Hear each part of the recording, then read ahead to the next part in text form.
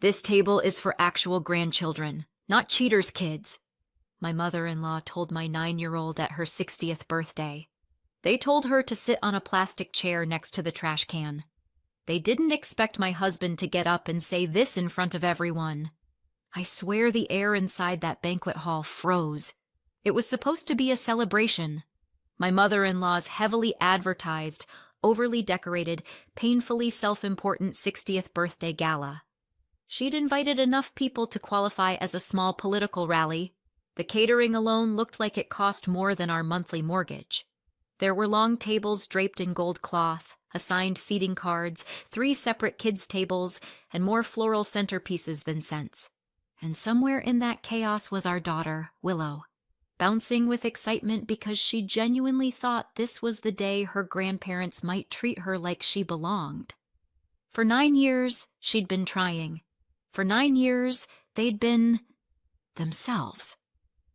My husband Kelvin and I were still taking off coats when I saw my in-laws, Patricia and Victor, hovering over the grandchildren's table like they were selecting produce. Willow had already run ahead. She adored her cousins, so I assumed Patricia was telling her to scoot in or make room. Then I watched Patricia bend down and whisper in Willow's ear. Willow froze. Froze. Not the polite I'm listening stillness, the kind that belongs in nature documentaries right before a predator pounces. Patricia took her by the elbow and led her away. My heart dropped, and then I saw it.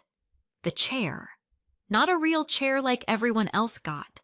A flimsy, sad little plastic thing dragged over from whatever storage purgatory it came from. Patricia set it down next to the literal trash can at the corner of a table that wasn't even meant for kids. She gestured for Willow to sit. Willow obeyed like she'd forgotten how her legs worked. Kelvin squinted. "What the hell is happening?" "I don't know," I said, "but I'm about 2 seconds away from flipping a centerpiece." We walked over. Willow startled when she saw us, quickly wiping her face like she hadn't just been gutted emotionally. "Sweetheart," I said softly, crouching next to her. "Why are you sitting here?" Her mouth trembled. At 9, she understood exactly what was happening. Every bit of it. Too much of it. "Grandma said..." She swallowed hard. "She said I can't sit with the other kids." Kelvin knelt next to me. "Why?" Willow blinked rapidly, like she was trying to keep the words inside but couldn't. "She said that seat is for actual grandchildren." Another breath, shaky. Not cheaters' kids." Something inside me cracked so loud I swear I heard it. Kelvin went still, not angry, not shocked, past both. He reached out, took Willow's hand gently and said, "I'll handle this." "Kelvin," I started, but he was already standing, already walking toward Patricia and Victor, Willow by his side. I stayed a few steps back, close enough to hear, far enough not to overshadow him. My pulse hammered in my ears. Patricia gave him a fake surprised smile. "Oh, there you are! Enjoying the party?" Kelvin didn't smile. "Did you tell Willow she's not a real grandchild?" The smile cracked. Victor blinked fast, palms out. "Now hold on. I asked a yes or no question," Kelvin said. Patricia clutched her pearls. Of course she owned pearls, and said, "Willow must have misunderstood. She has such an imagination. You know how children are." "She's not lying," Kelvin said. Patricia scoffed.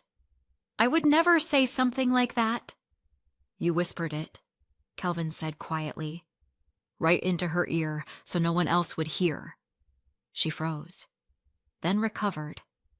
"It was a joke, Kelvin. You're overreacting. She took it the wrong way." Kelvin stared at her.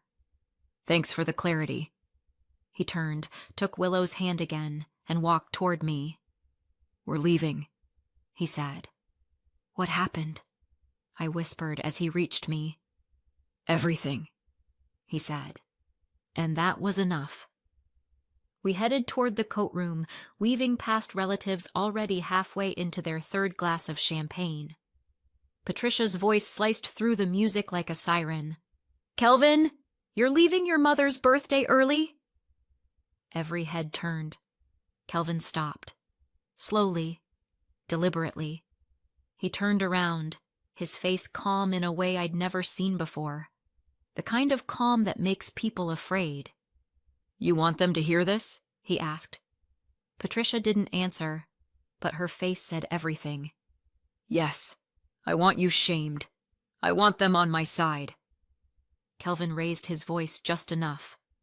"You told my daughter she's not a real grandchild. You dragged her to sit next to a trash can. And you think the problem is that we're leaving?" A hush rolled over the room. Patricia's face drained, then flushed, then froze in place. Kelvin's voice stayed steady, controlled. "You just lost a son," he said. "I hope it was worth it." You could have heard a hairpin drop. Kelvin's younger sister Megan froze mid-bite, her fork slipping from her hand. His older brother Brian stared like he'd just witnessed an eclipse. Willow's cousins Logan and Maddie, who had been grinning seconds earlier, looked at her with big, round, worried eyes. Kelvin turned back to me. "Let's go." And we walked out. Past the tables, past the stairs, past Patricia's burning silence, and into the cold night air. As the door shut behind us, I thought, this is only the beginning. The worst hasn't even hit yet. People always assume the chaos started at Patricia's 60th birthday. I wish. That night was just the match. The gasoline had been pouring for years. If you want to understand how we got there, how my 9-year-old ended up crying on a plastic chair next to a trash can at a family event, you need to know what came before. Starting with how I met Kelvin. Spoiler, not the way Patricia likes to describe it. He rescued her from the streets of theater, as if I'd been juggling for spare change. Here's the truth. Kelvin walked into my beginner acting class like a man preparing for his own funeral. Nervous, sweaty, holding his script like it was a bomb that needed defusing. He'd signed up because he was painfully shy. The kind of shy where ordering coffee felt like public speaking.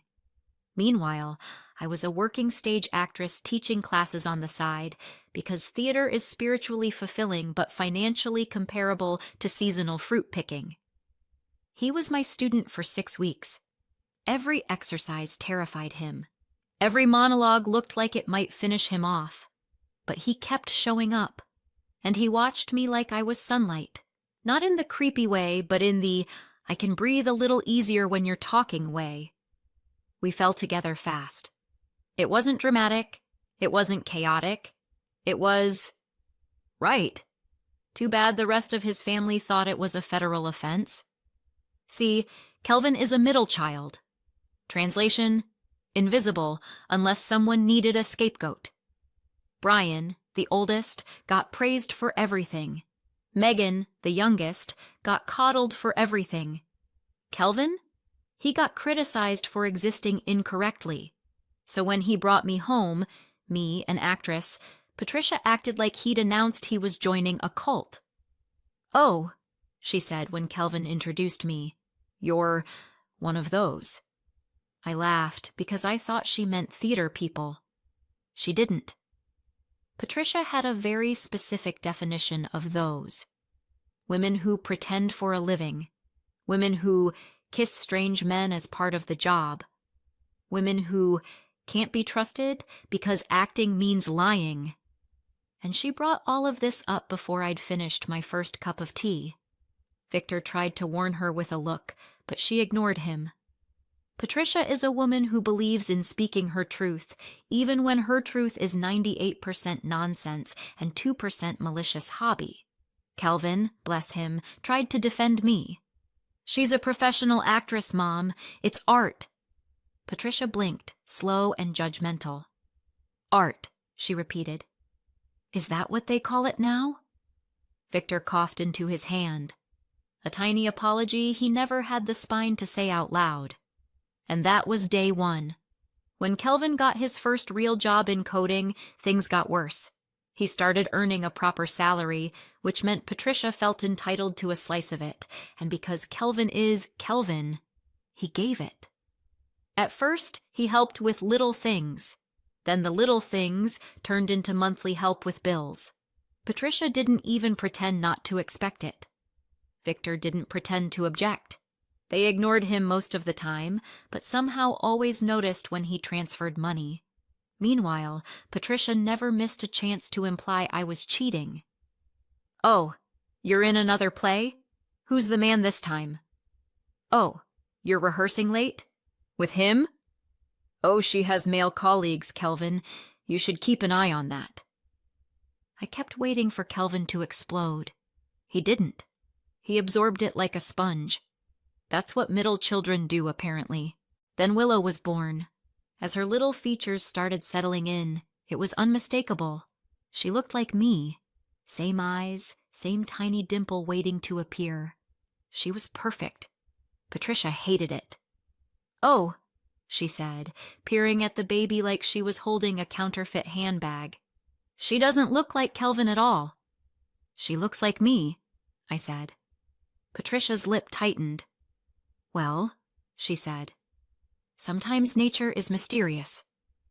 Victor shifted uncomfortably, as if he wanted to disappear into the wallpaper. That was the beginning. After that, the comments sharpened. "I'm just saying, she looks nothing like our side. Traits come from somewhere, you know. Actresses live very free lifestyles." Kelvin told her to stop, in a gentle, apologetic way that made me want to scream. But Patricia simply smiled like she knew more than we did. When Willow turned 7, she started showing interest in acting. My heart burst with pride. Patricia's heart burst with judgment. "Oh no," she said to Kelvin, right in front of Willow. "You can't let her do that. Acting is not for good girls." Willow shrank. Kelvin went pale. I saw red.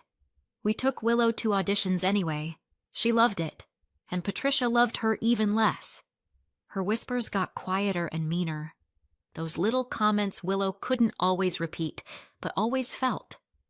"She says weird things," Willow told me once, twisting her hands. "But it's always when no one else is around."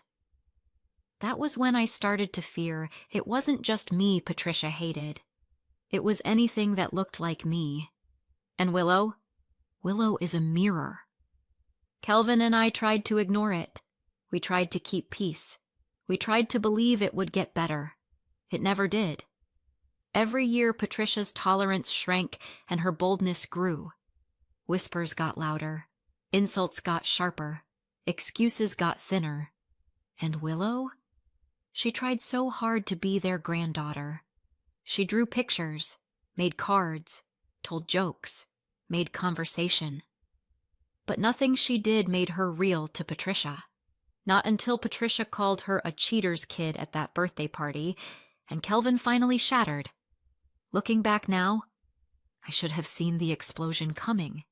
You can only poke a quiet man so many times before he burns down the room. And by the time Patricia whispered those words into Willow's ear, the match had been lit, and none of us had any idea how big the fire was about to get. When people talk about driving home in silence, they usually mean something soft and emotional, like after a funeral or a sad movie. Our silence? More like a bomb that hadn't detonated yet. Kelvin gripped the steering wheel so tightly I thought it might crack. Willow stared out the window, small shoulders shaking every now and then. And me? I sat there feeling like I'd swallowed a lit match. When we pulled into the driveway, nobody moved right away. Kelvin finally shut off the engine and said, voice low, "I'm done." Done what? Smiling politely? Ignoring red flags? Auditioning for most patient man alive? But he didn't elaborate. He just got out of the car like a man heading into battle. Inside, Willow went straight to the couch and curled up, tugging a blanket over herself like she wanted the world to disappear. She had been so excited. She had even practiced a little greeting for her cousins in the car on the way there, 9 years old, trying to make herself likable to people who didn't deserve her. I knelt next to her. "You're safe now," I whispered. She nodded, but she wasn't convinced. When you're 9 and your grandmother tells you you're not her real grandchild, it does something to you. It shakes the floor under your feet. Kelvin stood in the hallway for a full minute before he moved. When he did, it was with this strange calmness I didn't recognize. Then he walked to his desk, sat down, woke his computer, and started typing like he was filing termination paperwork for Satan himself. "Kelvin?" I asked. Nothing. I walked around behind him, and my blood pressure skyrocketed. He was canceling things. The monthly transfer to Patricia and Victor's bills? Gone. The temporary contribution he'd been making for 6 years? Deleted. The emergency fund loans he used to send without question? Unsubscribed. Click, click, click. Every click was a confession. I should have done this years ago. "Are you sure?" I whispered. He didn't look up. "She called my daughter a cheater's kid and made her sit next to a trash can," he said. "I'm very sure." "Fair enough." "I just can't believe you said that. In front of everyone," I said softly. "Which part?" he asked. "The truth? Or the part where I stopped pretending they're decent people?" I didn't answer, because he wasn't wrong. He kept clicking. After a few minutes, Willow approached us, rubbing her eyes. "Am I still going to see Logan and Maddie?" she asked quietly. She didn't ask about Patricia or Victor, not once. I lifted her chin so she could see my eyes. "Of course," I said. "Just because your grandparents don't treat you right doesn't mean you lose your cousins. You didn't do anything wrong." She nodded, relief sagging her shoulders. "And Christmas?" she asked. "They're always there." Kelvin looked over his shoulder. "Not this year." Willow blinked. "Why?" He leaned toward her. "Because Christmas is supposed to be happy," he said. "And they don't get to hurt you again." She studied him for a moment, then stepped forward and hugged him around the waist. He froze. Kelvin always freezes. Then hugged her back. And for the first time since we walked out of that party, I saw something other than fury on his face. Resolve. The kind that doesn't break. An hour later, I sat at the kitchen table drafting Christmas invitations. We hosted every year. It was tradition. Patricia loved to brag about it like she organized everything herself, even though she never lifted a finger. This year, that tradition was getting rewritten. I invited my side of the family, Brian and Megan's families, all the cousins, anyone who actually gave a damn about Willow. Patricia and Victor? Not invited. At the bottom of the invitation I wrote, "If you're uncomfortable coming without Patricia and Victor present, we understand. You don't need to attend. But the celebration is happening." I hit send. For a moment, nothing happened. The house felt still, like the universe was holding its breath, waiting to see who would scream first. It didn't take long. Patricia was many things, but slow wasn't one of them. If there was a tremor in the family ecosystem, she detected it faster than Wi-Fi. Kelvin's phone buzzed. He didn't even check the screen. "Patricia," he muttered. He answered and put it on speaker. "Kelvin," she snapped. "Why am I hearing from Megan that Daphne is sending out Christmas invitations? And why—" Her voice sharpened. "Did we not receive one?" Kelvin leaned his hip against the counter. "Because you're not invited." A stunned inhale. Then the explosion. "What is wrong with you? Christmas is a family event. You don't just uninvite your parents." "Actually," Kelvin said, "I do." Victor's voice cut in, indignant and wounded. "Son, don't be dramatic. You walked out of your mother's birthday tonight like a child." "Because of what you did to Willow," Kelvin said. Patricia made a disgusted sound. Oh, please. You embarrassed us in front of everyone for no reason. You stormed out just to make a scene. Ah, there it was. The real crime wasn't cruelty, it was bad optics. Kelvin didn't raise his voice. He let the silence do the work. "You're more upset about how you look tonight," he finally said, "than about the fact that I told you I don't see myself as your son anymore." Patricia scoffed. "Oh, you didn't mean that. You said it to show off. You wanted attention. You always get theatrical when you're angry." Kelvin blinked once. Slowly. "I meant every word." "No, you didn't," she insisted. "You were upset. You'll calm down. We can forget this ever happened." Kelvin stared at the ceiling like he was praying for strength. "You didn't even apologize to Willow." "What for?" Patricia demanded. "She misunderstood. You can't punish us for her confusion." Kelvin's jaw tightened. "She sat next to a trash can because of you." "That's not what this is about," Patricia snapped. "You humiliated me at my 60th birthday, in front of all my friends." "And that," Kelvin said, "is exactly the problem." Victor snapped. "You don't talk to your parents like this." "You don't treat my daughter the way you did," Kelvin countered. A tense beat. Then Patricia delivered the line she always saved for when she was losing control. "You'll regret this, Kelvin. Don't come crawling back." Kelvin didn't even blink. "We won't be crawling anywhere." "You're not serious about Christmas." She tried again. "Everyone expects us there." "You're not coming," Kelvin repeated. "We'll see," Patricia said. The kind of threat that sounds polite but carries knives. Then she hung up. Kelvin set the phone down, slowly, carefully, like it was a grenade missing its pin. He didn't look at me when he said, "They're not finished."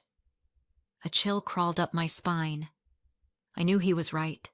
Patricia wasn't panicking because she'd hurt Willow. She was panicking because her perfect little kingdom, her image, her status, her place at the head of every family event, was slipping away. People like her didn't go quietly. They went loudly. They retaliated. They rewrote their own history and then tried to force everyone else to believe it. The storm wasn't coming. It had already started, and it was about to hit us harder than anything that had happened so far. I should have known Patricia wouldn't wait long. People like her don't sleep on revenge. They marinate in it. But I didn't expect Willow to be the one who discovered it.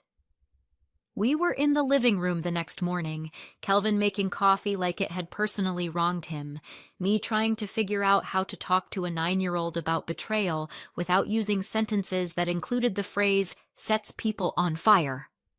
And Willow was curled up with her tablet.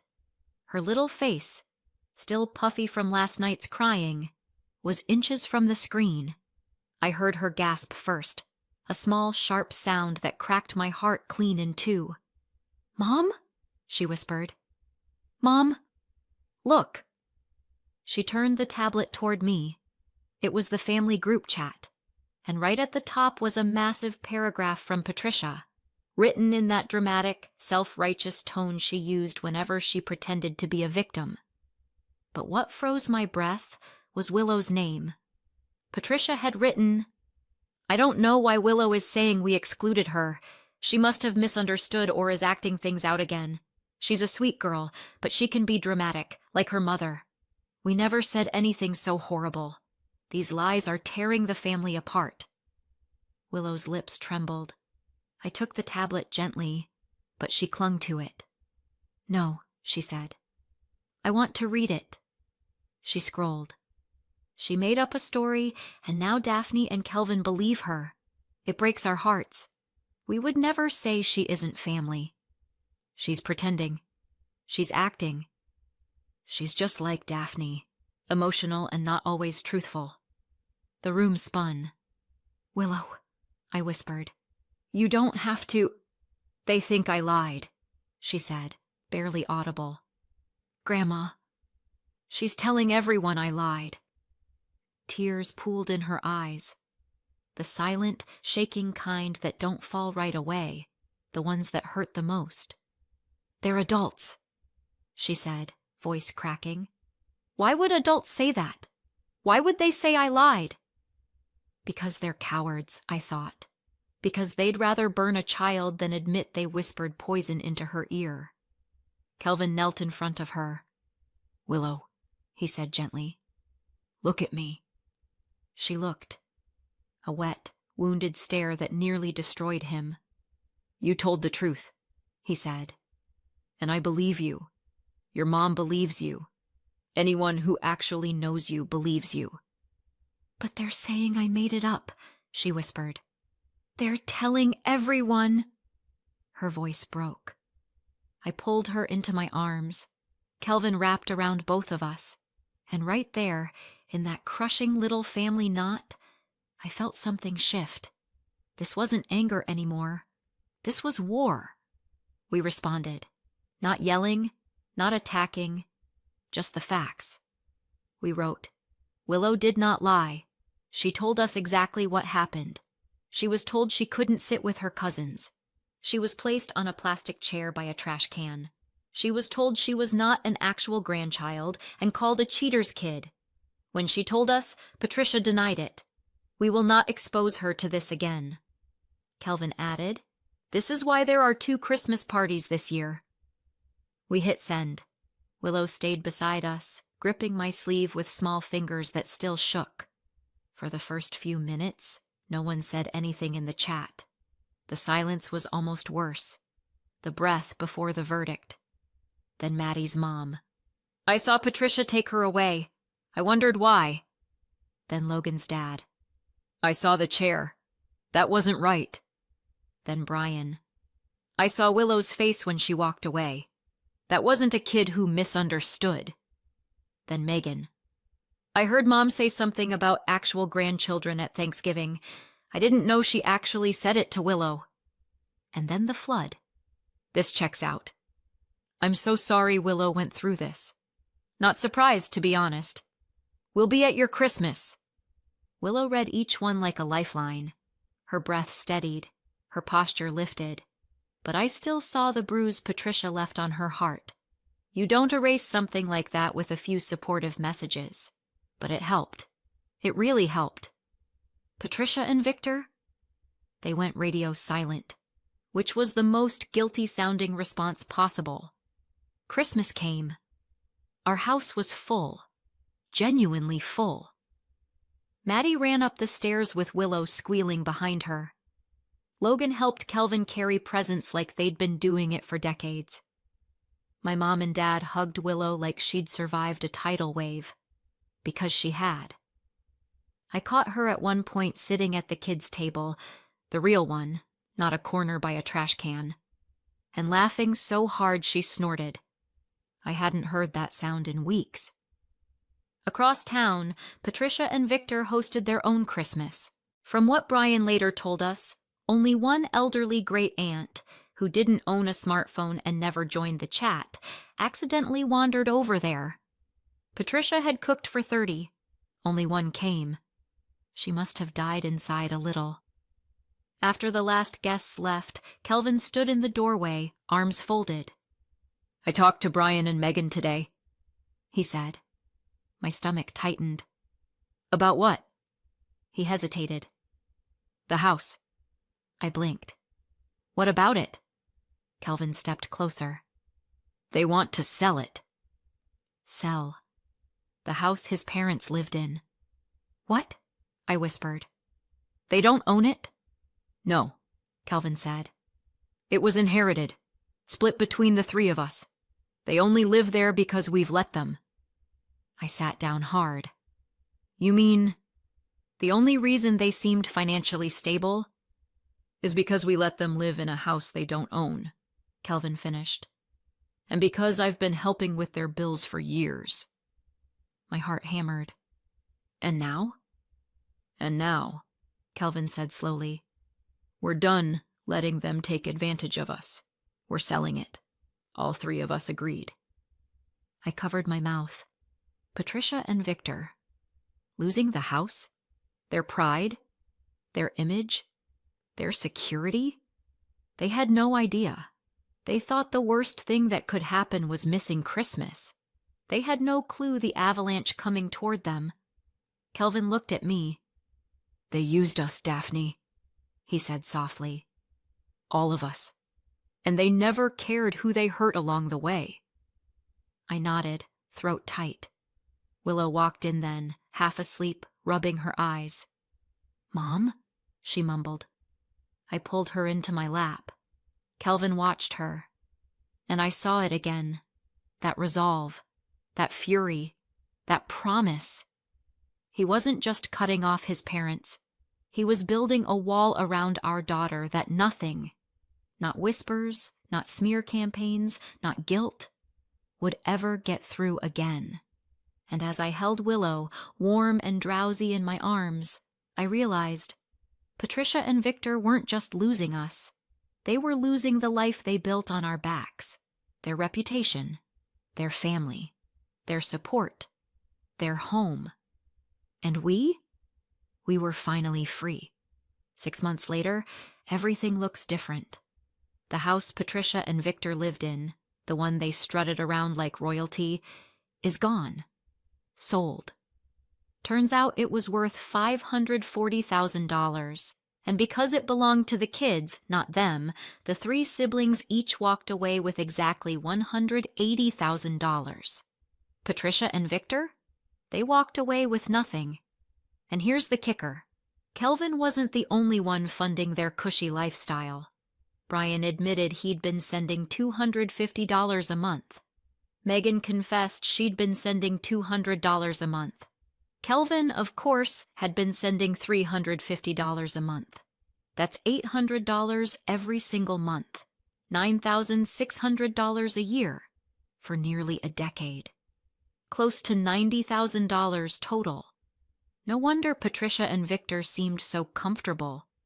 They were literally living off their children. When the siblings realized they'd all been manipulated, all been guilt-tripped into paying, all been lied to, the decision was unanimous. No more money, no more house, no more access. Patricia and Victor had been semi-retired, working part-time, and planning to glide into old age on money they didn't earn. Now they're in a cramped rental, paying real rent for the first time in decades. Their combined part-time income barely covers anything, and their upcoming pension won't either. They went from set for life to barely scraping by. Meanwhile, we're good. Actually, we're better than good. Willow is thriving. No more whispered insults. No more feeling less than. Just love, cousins, real family, and peace. Kelvin and I have a relationship with the rest of the family again. The kind that isn't poisoned by Patricia's drama. And Patricia and Victor? Well, they wanted control. They ended up with nothing. So what do you think? Did we go too far? Or not far enough? Let us know in the comments, and subscribe for more.